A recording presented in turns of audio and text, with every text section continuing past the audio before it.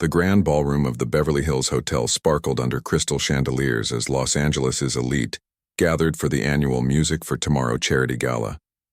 At the center of it all stood world-renowned pianist Victor Chen, his slim figure, draped in an impeccably tailored black tuxedo, greeting guests with a warm smile that had charmed audiences across the globe. Tonight wasn't about his sold-out performances or his 3 Grammy Awards. It was about raising money for music programs in underfunded schools across America. Victor moved through the crowd with practiced ease, shaking hands with movie producers, tech billionaires, and fellow musicians. His keen eyes continuously scanned the room, making mental notes of who might be persuaded to write the biggest checks later in the evening. The charity needed to hit its target of $2 million tonight, and as the headline performer and host, Victor felt the weight of that responsibility on his shoulders. "Mr. Chen, the auction items are all set up in the East Wing," whispered his assistant Lisa, appearing briefly at his elbow before disappearing back into the organized chaos of event staff. Victor nodded, taking a moment to sip his sparkling water while observing the growing crowd. The guest list was impressive this year. Hollywood stars, business moguls, and even a few politicians had RSVP'd. But there was one name that had caught his attention when he reviewed the final list this morning: Ronda Rousey. As if summoned by his thoughts, a small commotion near the entrance drew his attention. The former UFC champion and action movie star had arrived, and heads were turning. Ronda stood in stark contrast to the sea of gowns and suits. She wore a sleek midnight blue dress that hugged her athletic frame, her blonde hair falling in loose waves past her shoulders. Despite the elegant attire, there was no mistaking the fighter's confident stance and watchful eyes that seemed to assess every corner of the room, a habit from years in the octagon, perhaps. Victor made his way toward her, curious about what had brought the sports icon to a classical music charity event. Ronda wasn't a regular on this particular circuit. "Ms. Rousey," he said, extending his hand. "Victor Chen, I'm delighted you could join us tonight." Ronda's handshake was firm but controlled. "Thanks for having me. I'm a fan of what you're doing here. Music education changed my best friend's life when we were kids. She grew up in the same rough neighborhood as me but got a scholarship to study cello. Now she teaches music to kids in similar situations." Victor's interest deepened. This wasn't the rehearsed charity speech he'd heard from celebrities who showed up for the photo opportunity. That's exactly why tonight matters. Every child deserves that chance regardless of their zip code. As they chatted, Victor guided Ronda through the ballroom, introducing her to other guests. He noticed how she politely engaged but seemed most animated when talking about the actual programs the charity supported. When they passed by the small stage where a string quartet was playing, Ronda paused, her attention caught by the music. "Vivaldi's Winter, right?" she asked, surprising Victor. "You know your classical music," he replied, not bothering to hide his surprise. Ronda shrugged with a half-smile. "I'm full of surprises."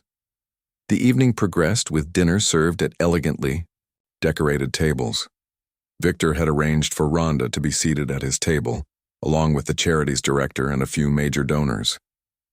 Throughout the meal, he noticed how Ronda's eyes kept drifting toward the far end of the ballroom, where his personal Steinway grand piano waited on the main stage for his performance later in the evening. After the dessert plates were cleared, Victor excused himself to prepare for his performance. From the wings of the stage, he watched as the charity director gave a moving speech about their work, followed by a video showing children from last year's program performing in their first recital. When the lights came back up, there wasn't a dry eye in the house, the perfect moment for the donation pledges to begin. Numbers flashed on the big screen as wealthy attendees tried to outdo each other with their generosity. Victor smiled as the total climbed rapidly toward the goal. When the bidding slowed around the $1.8 million mark, he knew it was his cue. The spotlight found him as he walked to the piano, the audience applauding enthusiastically. He sat down, adjusted the bench, and looked out at the expectant faces. But instead of placing his hands on the keys, he stood up again and approached the microphone. "Before I play, I want to share something with you all. When I was 8 years old, my family couldn't afford a piano. My elementary school's music program had been cut due to budget constraints. But there was a community center 3 bus rides away from my home that had an old upright piano anyone could play for free. I would go there every day after school and teach myself, using borrowed music books and later YouTube tutorials. That piano changed the direction of my life. The room was silent, hanging on his every word. That's why tonight matters so much to me, and I'm thrilled that we have nearly reached our goal, but we're still a bit short. So I'd like to try something different. Victor's eyes found Ronda at his table. I believe that music lives inside all of us, whether we've had formal training or not. And sometimes the most moving performances come from unexpected places. He extended his hand toward her. Ronda Rousey, would you join me on stage? A spotlight swung to illuminate Ronda, whose expression flickered between surprise and something that looked almost like fear. The audience applauded encouragingly, clearly intrigued by what the famous fighter might do on stage with the classical pianist. After a moment's hesitation, Ronda stood and made her way to the stage, her composed expression betraying only a hint of the discomfort Victor could sense as she approached. When she reached him, she leaned in and whispered, "What are you doing? I'm not performing." Victor smiled reassuringly. "Just follow my lead. Trust me, this will help us hit that 2 million mark." He guided her to the piano bench and sat beside her. The audience watched in fascinated silence as the unlikely pair settled at the magnificent instrument. "Have you ever played?" Victor asked, his voice low enough that only the front tables could hear. "Not really," Ronda replied, though something in her tone made Victor look at her more closely. He placed his hands on the keys and began to play a simple, familiar melody, Beethoven's Für Elise. After a few measures, he nodded to Ronda. "Just press this key when I tap your hand." Reluctantly, Ronda positioned her finger over the indicated key. When Victor gave her the signal, she pressed down, adding a single note to his playing. The audience chuckled appreciatively at the collaboration. "Good," Victor encouraged, continuing to play. "Now, these 3 notes, in sequence." As Ronda followed his instructions, adding more notes to the piece, Victor noticed something unexpected. Her timing was perfect. Not just good, perfect. And the pressure she applied to each key was precisely controlled, creating a beautiful tone that many beginning students took months to develop. Intrigued, Victor gradually increased the complexity of what he asked her to play while reducing his own part. By now, Ronda was playing a simplified but recognizable right-hand melody of the piece, while Victor provided the left-hand accompaniment. The audience was captivated, watching the UFC champion tentatively playing classical piano alongside a master. But Victor wasn't looking at the audience anymore. He was watching Ronda's hands. There was a familiarity in the way her fingers hovered over the keys, in the natural curve of her hands, in the slight tension in her shoulders that wasn't just nervousness. "You've played before," he whispered, as they continued the duet. Ronda's eyes remained fixed on the keys. "A long time ago," she admitted quietly. Sensing there was more to the story, Victor decided to take a risk. As they finished the simple duet to enthusiastic applause, he leaned over and whispered in her ear, "Play something for us. Anything you remember." Ronda turned to him, her expression a mix of panic and something else. Longing, perhaps. "I can't. It's been years. I'd embarrass myself." "I don't think you would," Victor replied, standing up from the bench and stepping back, leaving Ronda alone at the piano. Before she could protest or follow him, he turned to the microphone. "Ladies and gentlemen, I believe we're about to witness something special. Sometimes talent hides in unexpected places, and sometimes people have gifts they've kept hidden from the world." The spotlight remained on Ronda, alone now at the massive concert grand piano, looking more uncomfortable than she ever had in the UFC octagon. The room fell completely silent, the wealthy audience suddenly on the edge of their seats, wondering what would happen next. Victor held his breath. He had taken a gamble, and for a moment he feared he had made a terrible mistake. But then Ronda straightened her back, positioned her hands over the keys, and closed her eyes. What happened next would change everything. The silence in the ballroom was thick enough to touch. Hundreds of eyes focused on Ronda as she sat frozen at the piano, her fingers hovering just above the keys. For a woman who had faced down the world's toughest fighters without flinching, the terror in her eyes was startling. Victor began to regret his impulsive decision to put her on the spot like this. Just as he was about to step forward and rescue her from the uncomfortable situation, Ronda took a deep breath. Her shoulders relaxed slightly, and she pressed her fingers to the keys. The first notes were hesitant, almost apologetic, a simple childhood melody that most people would recognize. Heart and soul, the kind of piece that beginners often learn.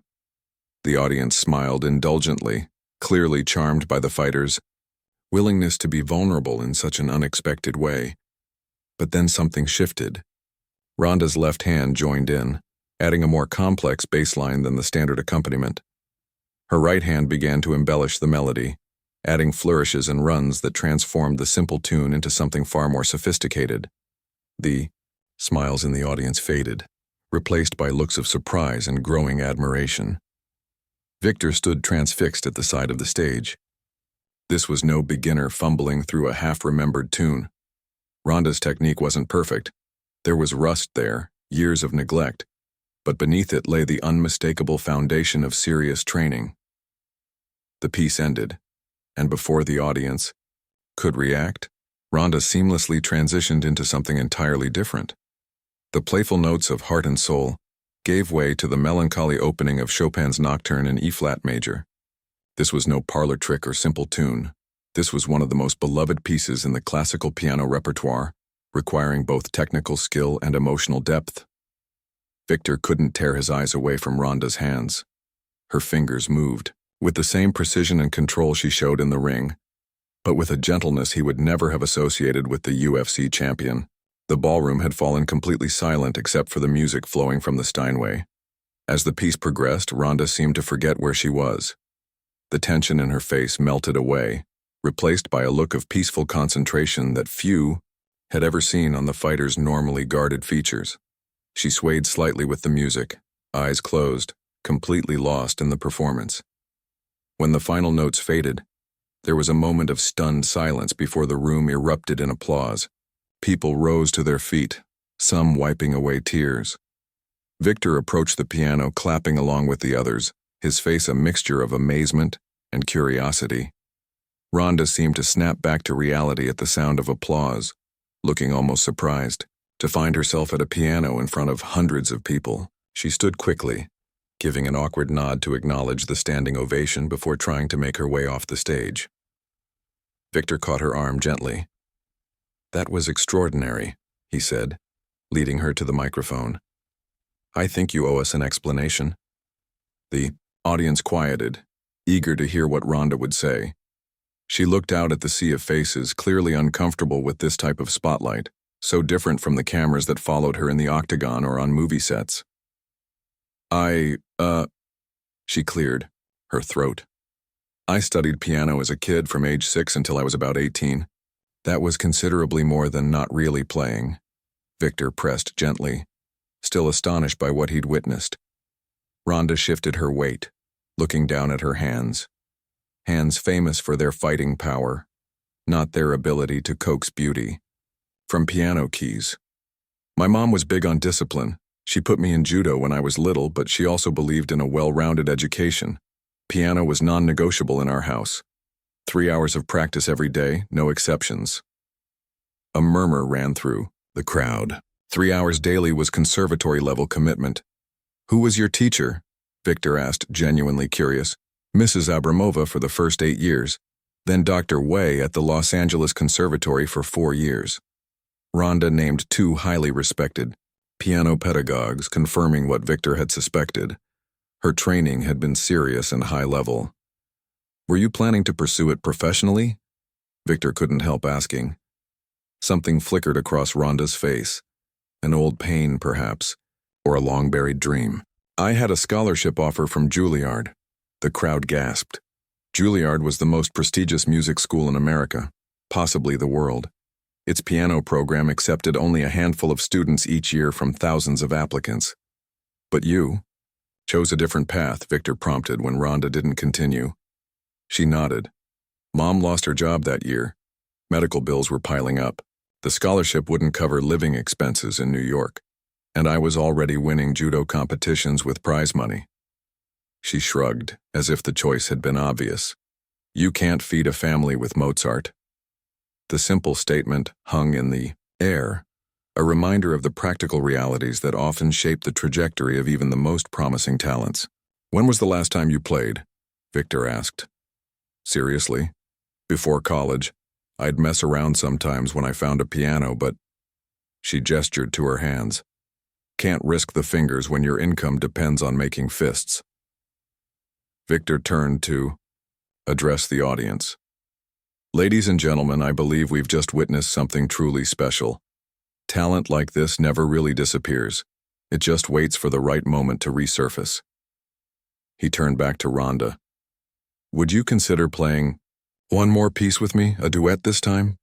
Rhonda hesitated, then gave a small nod.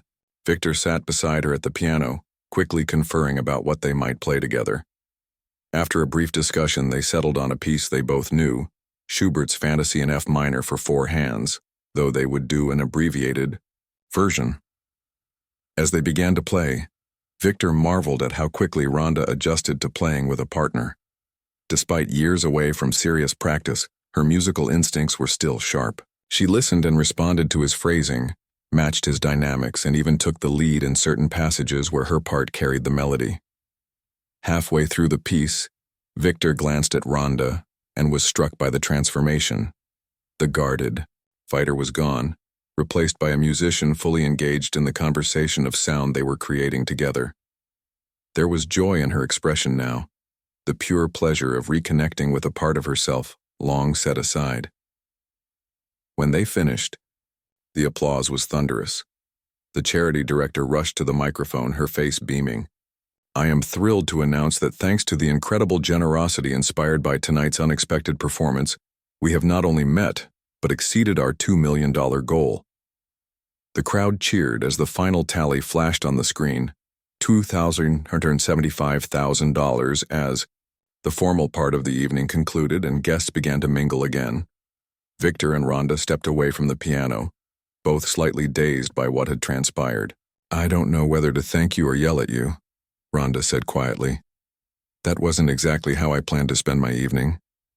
I apologize for putting you on the spot, Victor replied sincerely. But I'm not sorry we discovered your hidden talent. You play with something many technically perfect pianists never achieve. Real heart. Rhonda looked away, uncomfortable with the praise. It was a long time ago. Music isn't like fighting. Age matters less. You could pick it up again if you wanted to. Before Rhonda could respond, they were surrounded by guests eager to compliment her performance and ask questions about her musical background. Victor noticed how she deflected most of the praise, clearly unaccustomed to being recognized for this particular skill. As the crowd around them grew, a tall, distinguished man in an expensive suit pushed his way forward. Victor recognized him immediately. Richard Thompson, the head of Angel City Records, one of the most prestigious classical music labels in the country. Ms. Rousey, Thompson said, extending his hand. That was quite remarkable. I'd love to speak with you about an idea I have, something that could bring together your fighting career and this extraordinary musical talent you've kept hidden. Rhonda shot Victor a look that was half panic, half accusation. This evening was spiraling in a direction she clearly hadn't anticipated. Victor merely shrugged, equally surprised by the turn of events. What exactly did you have in mind? Rhonda asked cautiously. Thompson smiled. Something unprecedented. Something that could change not just your career, but how people think about classical music and athletes altogether. The silence in the ballroom was thick enough to touch. Hundreds of eyes focused on Rhonda as she sat frozen at the piano, her fingers hovering just above the keys. For a woman who had faced down the world's toughest fighters without flinching, the terror in her eyes was startling. Victor began to regret his impulsive decision to put her on the spot like this. Just as he was about to step forward and rescue her from the uncomfortable situation, Rhonda took a deep breath. Her shoulders relaxed slightly, and she pressed her fingers to the keys. The first notes were hesitant, almost apologetic, a simple childhood melody that most people would recognize. Heart and soul, the kind of piece that beginners often learn. The audience smiled indulgently, clearly charmed by the fighter's willingness to be vulnerable in such an unexpected way. But then something shifted. Rhonda's left hand joined in, adding a more complex bass line than the standard accompaniment. Her right hand began to embellish the melody, adding flourishes and runs that transformed the simple tune into something far more sophisticated. The smiles in the audience faded, replaced by looks of surprise and growing admiration. Victor stood transfixed at the side of the stage. This was no beginner fumbling through a half-remembered tune. Rhonda's technique wasn't perfect. There was rust there, years of neglect, but beneath it lay the unmistakable foundation of serious training. The piece ended, and before the audience could react, Rhonda seamlessly transitioned into something entirely different. The playful notes of Heart and Soul gave way to the melancholy opening of Chopin's Nocturne in E-flat major. This was no parlor trick or simple tune. This was one of the most beloved pieces in the classical piano repertoire, requiring both technical skill and emotional depth. Victor couldn't tear his eyes away from Rhonda's hands. Her fingers moved, with the same precision and control she showed in the ring, but with a gentleness he would never have associated with the UFC champion. The ballroom had fallen completely silent except for the music flowing from the Steinway. As the piece progressed, Rhonda seemed to forget where she was. The tension in her face melted away, replaced by a look of peaceful concentration that few had ever seen on the fighter's normally guarded features. She swayed slightly with the music, eyes closed, completely lost in the performance. When the final notes faded, there was a moment of stunned silence before the room erupted in applause. People rose to their feet, some wiping away tears. Victor approached the piano, clapping along with the others, his face a mixture of amazement and curiosity. Rhonda seemed to snap back to reality at the sound of applause, looking almost surprised. To find herself at a piano in front of hundreds of people, she stood quickly, giving an awkward nod to acknowledge the standing ovation before trying to make her way off the stage. Victor caught her arm gently. "That was extraordinary," he said, leading her to the microphone. "I think you owe us an explanation." The audience quieted, eager to hear what Rhonda would say. She looked out at the sea of faces, clearly uncomfortable with this type of spotlight, so different from the cameras that followed her in the octagon or on movie sets. She cleared her throat. "I studied piano as a kid, from age 6 until I was about 18. That was considerably more than not really playing." Victor pressed gently, still astonished by what he'd witnessed. Rhonda shifted her weight, looking down at her hands famous for their fighting power, not their ability to coax beauty from piano keys. "My mom was big on discipline. She put me in judo when I was little, but she also believed in a well-rounded education. Piano was non-negotiable in our house. 3 hours of practice every day, no exceptions." A murmur ran through the crowd. 3 hours daily was conservatory-level commitment. "Who was your teacher?" Victor asked, genuinely curious. "Mrs. Abramova for the first 8 years, then Dr. Way at the Los Angeles Conservatory for 4 years." Rhonda named 2 highly respected piano pedagogues, confirming what Victor had suspected. Her training had been serious and high-level.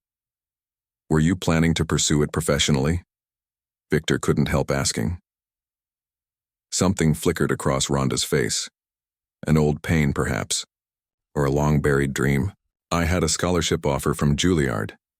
The crowd gasped. Juilliard was the most prestigious music school in America, possibly the world.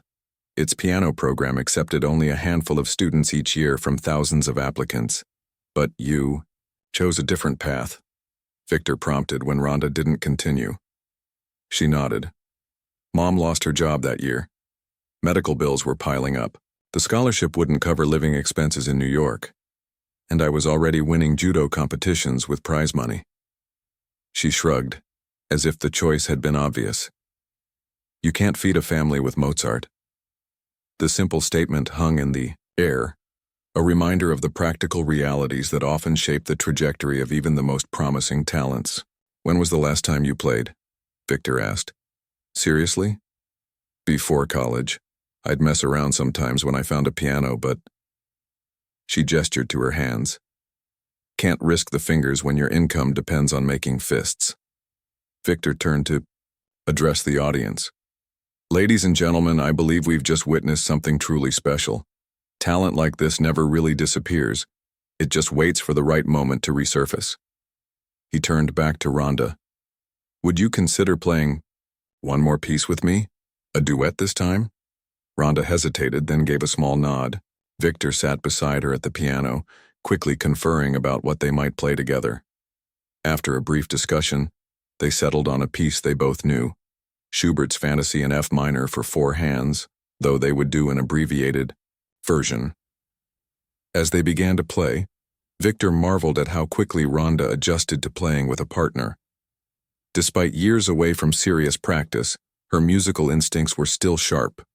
She listened and responded to his phrasing, matched his dynamics, and even took the lead in certain passages where her part carried the melody. Halfway through the piece, Victor glanced at Ronda and was struck by the transformation.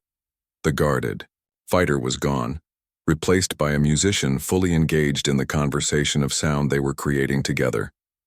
There was joy in her expression now, the pure pleasure of reconnecting with a part of herself long set aside. When they finished, the applause was thunderous. The charity director rushed to the microphone, her face beaming. "I am thrilled to announce that thanks to the incredible generosity inspired by tonight's unexpected performance, we have not only met, but exceeded our $2 million goal." The crowd cheered as the final tally flashed on the screen, $2,375,000, as the formal part of the evening concluded and guests began to mingle again. Victor and Ronda stepped away from the piano, both slightly dazed by what had transpired. "I don't know whether to thank you or yell at you," Ronda said quietly. "That wasn't exactly how I planned to spend my evening." "I apologize for putting you on the spot," Victor replied sincerely. "But I'm not sorry we discovered your hidden talent. You play with something many technically perfect pianists never achieve: real heart." Ronda looked away, uncomfortable with the praise. It was a long time ago. Music isn't like fighting. Age matters less. You could pick it up again if you wanted to. Before Ronda could respond, they were surrounded by guests eager to compliment her performance and ask questions about her musical background. Victor noticed how she deflected most of the praise, clearly unaccustomed to being recognized for this particular skill. As the crowd around them grew, a tall, distinguished man in an expensive suit pushed his way forward. Victor recognized him immediately. Richard Thompson, the head of Angel City Records, one of the most prestigious classical music labels in the country. "Ms. Rousey," Thompson said, extending his hand. "That was quite remarkable. I'd love to speak with you about an idea I have, something that could bring together your fighting career and this extraordinary musical talent you've kept hidden." Ronda shot Victor a look that was half panic, half accusation. This evening was spiraling in a direction she clearly hadn't anticipated. Victor merely shrugged, equally surprised by the turn of events. "What exactly did you have in mind?" Ronda asked cautiously. Thompson smiled. "Something unprecedented. Something that could change not just your career, but how people think about classical music and athletes altogether." 2 weeks had passed since the charity gala, and Ronda still couldn't believe she'd agreed to meet with Richard Thompson. She sat in the waiting area of Angel City Records, nervously tapping her foot on the polished concrete floor. The walls around her were lined with platinum albums and photographs of famous musicians, none of whom looked anything like her. The receptionist smiled encouragingly from behind her desk. "Mr. Thompson will be with you shortly, Ms. Rousey." Ronda nodded, then returned to scrolling through her phone. Her social media was still blowing up with clips from the gala. Someone had recorded her impromptu performance, and the video had gone viral overnight. The comments ranged from disbelief to admiration, with a healthy dose of skepticism mixed in. Many people assumed it was some kind of publicity stunt. Ronda, So glad you came. Richard Thompson emerged from a hallway, hand extended in greeting. He was tall and lean with salt and pepper hair and the confident air of someone who had spent decades making stars. Ronda stood to shake his hand. Thanks for the invitation, though I'm still not sure why I'm here. Let's talk in my office, Richard said, leading her down a corridor lined with even more impressive musical memorabilia. They passed several glass-walled studios where artists were recording, and Ronda felt increasingly out of place. This was a world she had deliberately walked away from a long time ago. Richard's office was surprisingly modest compared to the showcasing of the lobby, practical and focused on work rather than flash. He gestured for Ronda to take a seat across from his desk. I'll get right to the point, he said, sitting down. What happened at that gala wasn't just interesting, it was lightning in a bottle. A UFC champion who plays Chopin at a concert level? It's a story that captures people's imagination. It was just one night, Ronda said, shifting uncomfortably. I haven't seriously practiced in years, which makes it even more remarkable. Richard leaned forward. Here's my proposal, a special concert event. Victor Chen and Ronda Rousey performing together on stage. A full program, professionally recorded for both a live album and a concert film. Ronda stared at him. You can't be serious. I've never been more serious. We'd give you time to prepare, of course. 6 months of intensive training and practice, with Victor as your mentor. We'd document the journey, your return to classical music after all these years, as part of the film. Ronda shook her head. I have a fighting career, training camps, promotional work, endorsement obligations. I can't just take 6 months off to play piano. What if I told you this project could earn you more than your next 3 fights combined? Richard said quietly. That gave Ronda pause. She'd been thinking about her fighting future lately. At 37, she knew she couldn't keep competing at the highest level forever. The younger fighters were getting faster, stronger. She'd been considering retirement, looking for the right moment to step away on her own terms. Besides, Richard continued, I've already spoken with your management team. They're intrigued by the potential for brand evolution. You've conquered sports, made inroads in Hollywood. This opens up an entirely new avenue for your career. Ronda frowned. You talked to my managers before talking to me? Richard had the grace to look slightly embarrassed. I wanted to make sure it was logistically possible before getting your hopes up. But the final decision is entirely yours, of course. Ronda stood up and walked to the window looking out at the Los Angeles skyline. The idea was absurd. She couldn't possibly return to classical piano at a professional level after so many years away. And yet, Victor has agreed to this? She asked without turning around. Not only agreed, he's enthusiastic. He was the one who suggested the 6-month timeline. He believes in your talent, Ronda. She turned back to face Richard. And what exactly would this intensive training look like? You'd work with Victor 5 days a week. We'd provide a piano in your home for practice, plus access to our recording studios whenever you need them.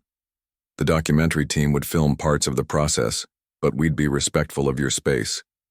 We want to capture the authentic journey, not create artificial drama. Ronda returned to her seat, her mind racing. Part of her was already saying no, this was crazy, impractical, a distraction from her real career. But another part, a part she'd silenced long ago, was whispering, what if? I'd need to think about it, she said finally. Richard nodded. Of course. But I should mention, Victor is here today. He thought you might have questions only he could answer. Before Ronda could respond, there was a knock at the door and Victor Chen entered the office. He looked different in jeans and a casual button-up shirt, more approachable than the tuxedo-clad maestro from the gala. Sorry I'm late, Victor said, nodding to Richard before turning to Ronda with a smile. Traffic on the 405 was brutal. You knew I'd be here? Ronda asked. I hoped you would be, Victor replied, taking the seat next to her. This isn't just Richard's idea, you know. I've been thinking about this since the gala. Richard stood up. I'll give you two some privacy to discuss the musical aspects. Ronda, there's no pressure to decide today, but we would need an answer within the week to start production planning. After Richard left, an awkward silence filled the office. Victor was the first to break it. "You're wondering if you can still do it," he said. "If you still have what it takes." Ronda gave him a sharp look. "I'm wondering why a classical pianist of your caliber would want to share a stage with someone who hasn't seriously played in almost 20 years. Because what you did at that gala was more genuine and moving than half the technically perfect performances I've seen from career musicians." Victor leaned forward. "Technique can be rebuilt. Finger strength can be regained. But that connection to the music, that can't be taught." "You're romanticizing this," Ronda said flatly. "One emotional night doesn't translate to concert-ready skills." "I know that better than anyone," Victor countered. "Which is why I'm proposing 6 months of serious work. I'm not suggesting this would be easy, Ronda." She studied him for a moment. "What's in it for you?" Victor seemed taken aback by the directness of the question. "Professionally? It's an interesting creative challenge and, yes, a unique marketing opportunity. Classical music is always fighting for new audiences, and this project would bring attention to the art form. And personally?" Victor considered this. "Personally, I'm curious. About you. About your relationship with music. About what happens when someone reconnects with a long-abandoned passion. As artists, we rarely get to witness that kind of rediscovery." Ronda stood up and paced the room. "I'd make a fool of myself. The classical music world would see it as a gimmick." "Some might," Victor acknowledged. "Others would be impressed by your courage, and honestly, does it matter? You didn't seem to care what the fighting world thought when you moved into acting. Why should the opinions of classical music snobs concern you now?" That made Ronda smile, despite herself. "Fair point. Look," Victor said, "I'm not asking for an answer today, but I am asking you to seriously consider it." He reached into his bag and pulled out a flash drive, placing it on the desk. "I put together some potential pieces for the program. Music I think would suit your playing style and could be mastered within our time frame. Listen to them. Imagine yourself playing them. Then decide." Ronda picked up the flash drive, turning it over in her hand. "And if I say no, then you say no. Life goes on. But I suspect you'll always wonder what might have happened if you'd said yes." Victor stood to leave, but paused at the door. "One more thing. I arranged for you to have some private time in Studio C downstairs. There's a Steinway Grand in there, no recording equipment running, no audience, just you and the piano. Might help you make your decision." After Victor left, Ronda sat alone in the office, the flash drive heavy in her palm. Part of her wanted to walk out, delete the viral videos, and return to her familiar world of training camps and movie sets. It would be the sensible choice. Instead, she found herself asking the receptionist for directions to Studio C. The studio was soundproofed and peaceful, with soft lighting and acoustic panels lining the walls. The piano sat in the center of the room, a magnificent Steinway concert grand, its lid propped fully open, keys exposed and waiting. Ronda approached it slowly, as if it might disappear if she moved too quickly. She ran her fingers lightly over the fallboard, then lifted it to reveal the keys. They were cool and smooth beneath her fingertips. She sat down on the bench, adjusting it to the right height, a habit that had survived all these years. She placed her hands in position, surprised by how naturally they found their home. Closing her eyes, Ronda began to play, tentatively at first, then with growing confidence. She chose a piece she had once known by heart, Debussy's Clair de Lune. Her fingers stumbled over some of the more technical passages, muscles no longer trained for these precise movements. But somewhere in the middle of the piece, something shifted. The years fell away, and Ronda was transported back to her teenage self, practicing late into the night, losing herself in the beauty of the music. The feeling was so powerful, so unexpected, that tears began to slide down her cheeks. She didn't hear the studio door open, didn't notice Richard and Victor standing silently in the doorway, watching her reconnect with her first love. When the final notes faded, Ronda opened her eyes and saw them. She quickly wiped away her tears, embarrassed to be caught in such a vulnerable moment. "I think," she said quietly. We might have a deal. 3 months into the training program, Rhonda's fingers were on fire. She flexed them carefully as she sat in her kitchen, waiting for the ibuprofen to kick in. The Steinway Grand that Angel City Records had installed in her living room seemed to mock her from across the open floor plan of her home. You knew this would be hard, she muttered to herself, glancing at the clock. Victor would arrive in 30 minutes for their daily session, and she hadn't even warmed up yet. The last 12 weeks had been the most humbling experience of Rhonda's adult life. She'd forgotten how demanding piano playing could be. Different from fighting, but no less physically taxing. The muscles in her forearms and hands had to be retrained, her finger strength and independence rebuilt from the ground up. Some days she couldn't even open a jar after practicing. Her phone buzzed with a text from Natalie, the documentary director. Still okay for filming this afternoon? We'd like to get some footage of you and Victor working on the Rachmaninoff. Rhonda sighed and texted back a thumbs up. The documentary crew had become a fixture in her life, though they were respectful and kept a reasonable distance. Still, having her struggles captured on film added another layer of pressure. She rose and walked to the piano, sitting down at the bench and placing her hands on the keys. Might as well get started before Victor arrived. She began her warm-up. Routine, scales and arpeggios, the musical equivalent of shadowboxing. Simple patterns to wake up the fingers and prepare the mind. The doorbell rang just as she was finishing her exercises. Rhonda opened the door to find Victor balancing 2 coffee cups and a folder of sheet music. Brought you a latte, he said, handing her one of the cups. You sounded good from the driveway. Your scales are getting more even.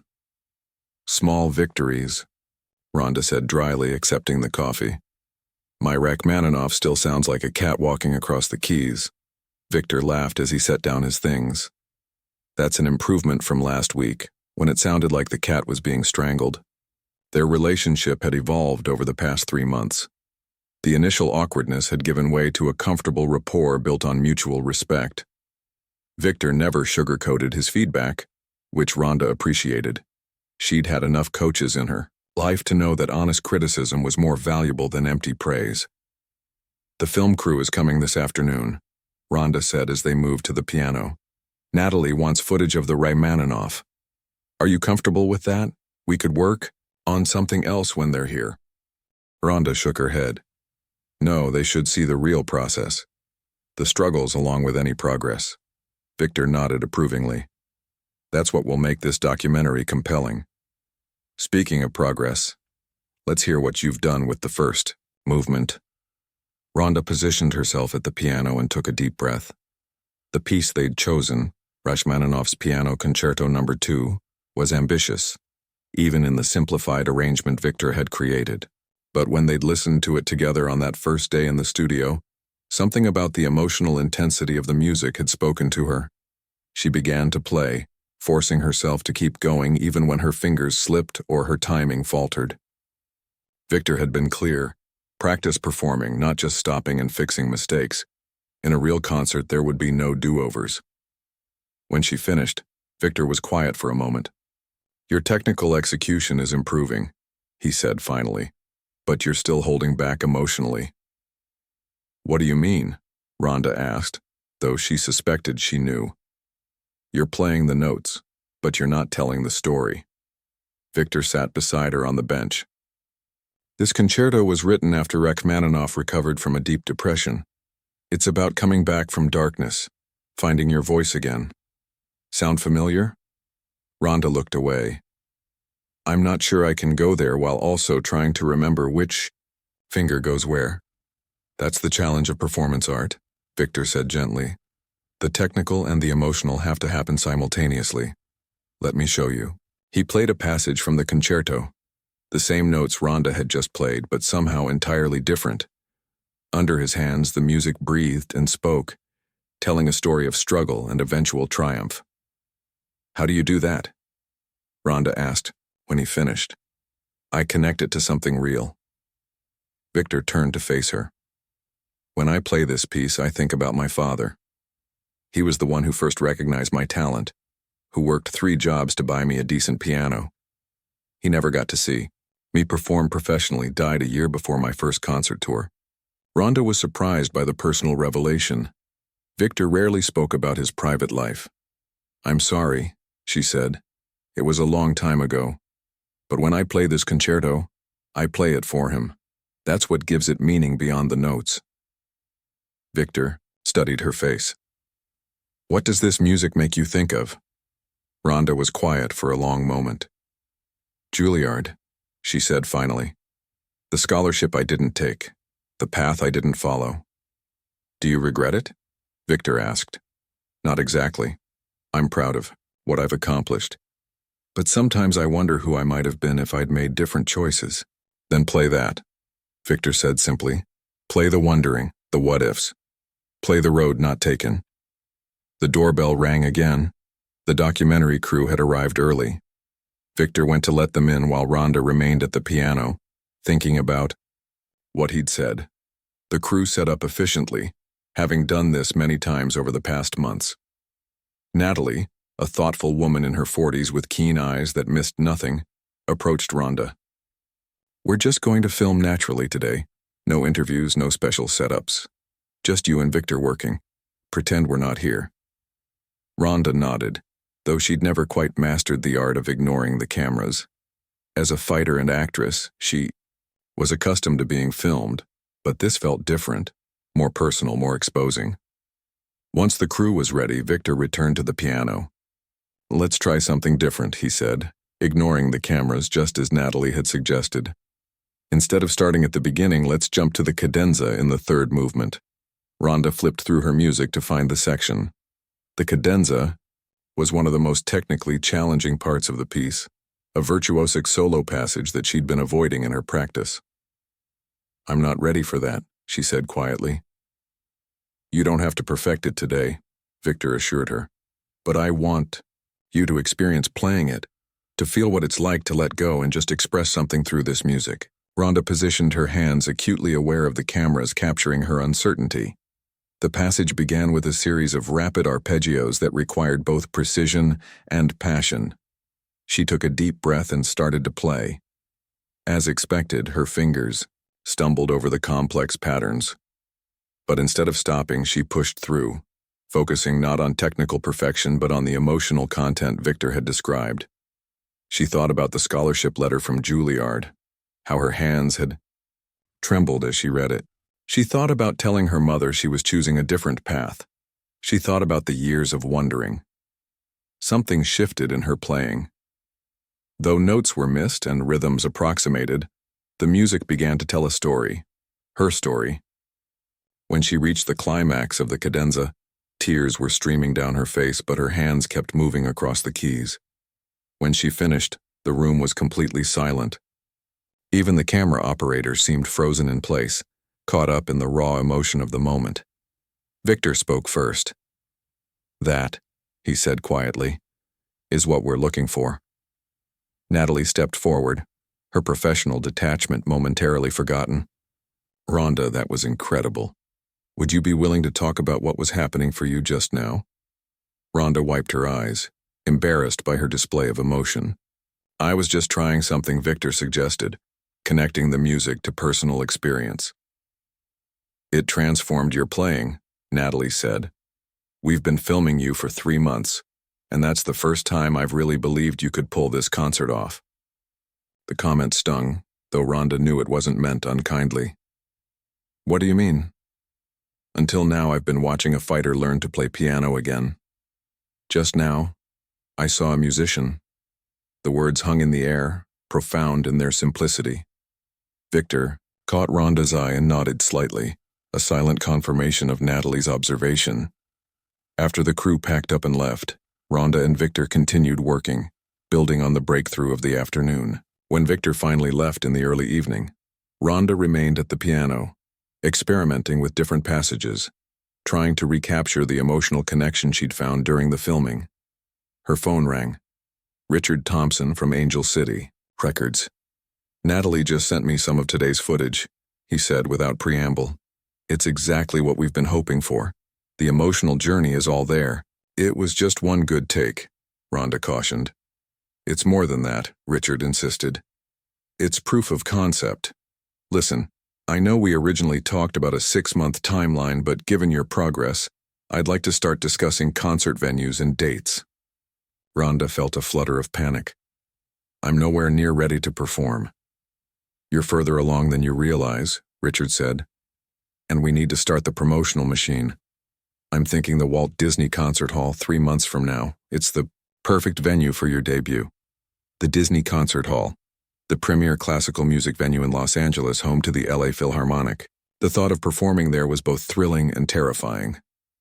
I need to talk to Victor before committing to anything, Rhonda said carefully. Of course, but don't take too long. Prime venues book up quickly. Richard paused. Oh, and one more thing. There's someone very interested in interviewing you about this project. Someone who could really boost our profile. Who? Rhonda asked. Oprah. The lights of the Walt Disney Concert Hall dimmed as Rhonda peered through the small gap in the backstage curtain. 6 months of intensive training had led to this moment. 6 months of blistered fingers, frustrated tears, and unexpected breakthroughs. Now 3,000 people sat in hushed anticipation, waiting for her to step onto that stage. How are you feeling? Victor appeared beside her, immaculate in his tuxedo. Terrified, Rhonda admitted. Give me an octagon any day. Victor smiled. Remember what we talked about. The nerves never go away, not even for seasoned performers. It's just energy. Use it. Rhonda nodded, stepping back from the curtain. Her red concert gown felt strange after years of fighting gear and casual clothes. The makeup artist and hairstylist had transformed her into someone who looked like she belonged in this world of high culture. But inside, she still felt like an imposter. I should never have agreed to this, she whispered. These people came to hear real music, not some fighter playing dress-up. That's not why they're here, Victor said firmly. They're here because your story resonated with them. The Oprah interview was watched by millions. People are inspired by someone who reconnects with a passion they thought they'd lost forever. The Oprah interview had indeed been a turning point. Sitting across from the legendary talk show host, Rhonda had finally opened up about what music had meant to her as a child, how it had been her refuge during difficult times, her source of pride before fighting gave her an identity. You're more prepared than you think, Victor continued. We've been through this program 100 times. You know these pieces inside and out. Knowing and performing are different things, Rhonda said. True. But remember what happened last week at the dress rehearsal? You were magnificent. The dress rehearsal had gone surprisingly well. With just a small audience of staff and friends, Rhonda had played better than ever before. But tonight was different. Tonight was real. A stagehand approached them. 5 minutes. Ms. Rousey. Rhonda took a deep breath and nodded. The stagehand left, and for a moment she and Victor stood in silence. Whatever happens out there, Victor said finally, I want you to know how proud I am of what you've accomplished. 6 months ago, you couldn't play a scale without stumbling. Now you're about to perform Rachmaninoff at Disney Hall. Because you pushed me, Rhonda said. That night at the gala when you forced me to play, I was so angry with you. I know, and I'm still not sorry. Victor smiled. Some talents are too precious to stay buried. The stagehand returned. Places, please. Victor squeezed Rhonda's shoulder and moved to his position. The program would begin with him performing solo, then Rhonda would join for a duet, followed by her solo performance of the Rachmaninoff Concerto with Victor conducting the orchestra. Rhonda watched from the wings as Victor took the stage to enthusiastic applause. He bowed gracefully, then settled at the piano and began to play, a Chopin nocturne that flowed from his fingers like water. His playing was effortless, the music filling, the hall with a depth of emotion that made Rhonda's breath catch. This was what real mastery looked like. How could she possibly follow this? Before she could spiral further into doubt, Rhonda felt a hand on her arm. She turned to find Natalie, the documentary director, standing beside her with a small tablet. I thought you might want to see this before. You go on, Natalie whispered, handing Rhonda the tablet. On the screen was a social media post, a young girl, maybe 12 years old, sitting at a piano. The caption read, Practicing for my first recital because if Ronda Rousey can play at Disney Hall, I can play at my school. There are hundreds more like this, Natalie said quietly. Kids who started lessons because of you. Adults who've returned to instruments they abandoned years ago. You've already succeeded, Ronda, regardless of how tonight goes. Ronda stared at the image, a lump forming in her throat. When she'd agreed to this project, it had been about challenging herself, maybe extending her brand. She hadn't considered the possibility that her journey might inspire others.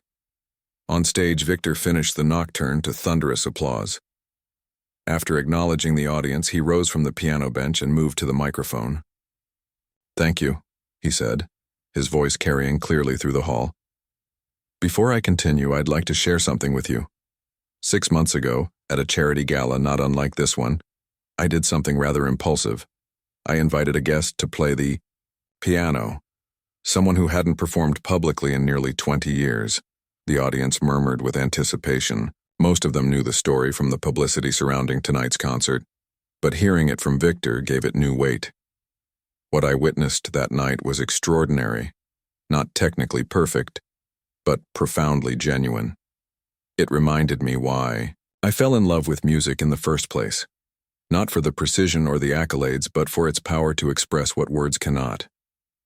He paused, looking toward the wings where Ronda waited. "Tonight you'll hear the result of 6 months of incredible dedication and hard work. But more than that, you'll witness someone reclaiming a part of themselves long set aside. It is my great privilege to welcome to the stage Ronda Rousey." The applause was deafening as Ronda walked onto the stage. The lights were blinding, the audience a blur of faces. She focused on Victor, who smiled encouragingly as she took her place beside him at the piano that had been set up for their duet. They had chosen Schubert's Fantasia in F minor, the piece they'd played together at the gala, though this time they would perform the complete work. As they settled on the bench, Victor whispered, "Just like in practice, forget they're here." They began to play, and for the first few measures, Ronda's fingers felt stiff with nerves. But gradually, the familiar notes drew her in, and the audience seemed to fade away. This was the piece that had reconnected her to music. The first time, she and Victor had created something together. Their hands moved in perfect synchronization, Victor's right hand and Ronda's left weaving melodies that danced around each other like old friends. When they reached the thunderous middle section, Ronda found herself smiling, caught up in the joy of making music with someone who understood its power as deeply as she did. As the final chords faded, there was a moment of complete silence before the hall erupted in applause. Ronda and Victor stood bowing together. The audience rose to their feet, a standing ovation that brought unexpected tears to Ronda's eyes. Victor squeezed her hand and stepped away, moving to the conductor's podium, while Ronda remained at the piano.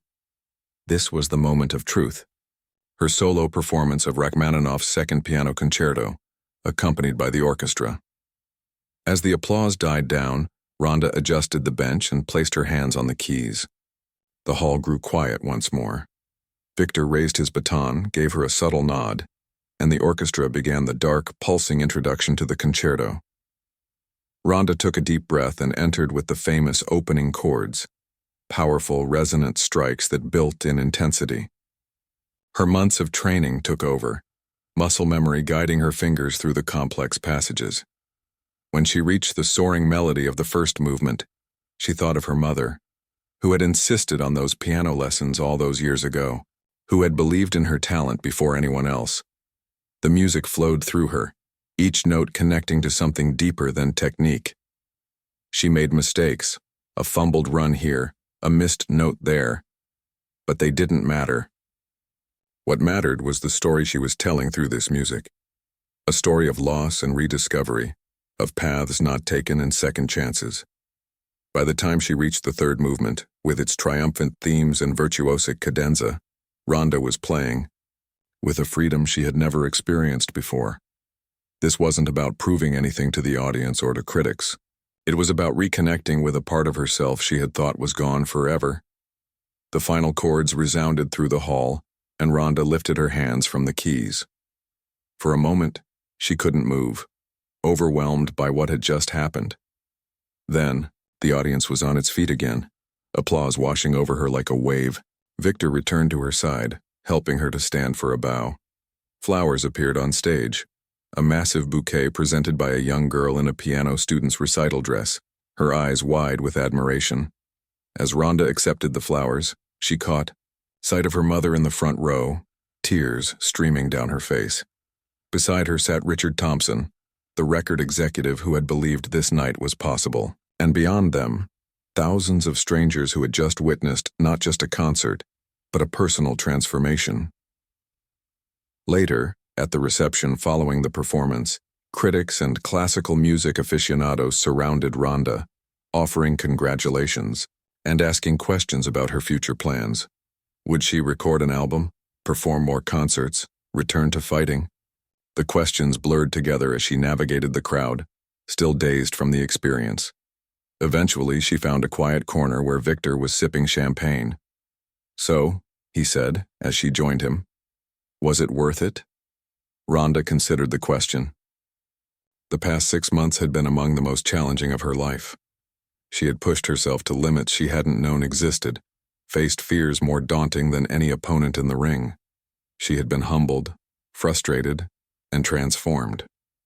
"Yes," she said simply, "it was worth it." Victor raised his glass in a toast. 2 second acts. Ronda clinked her glass against his. To forcing people to play the piano. They both laughed, and in that moment, Ronda knew that whatever came next, whether she continued with music or returned to fighting or found some new path altogether, she would carry this night with her forever. The night she had reclaimed a part of herself long thought lost, and in doing so, discovered that it's never too late to become who you might have been.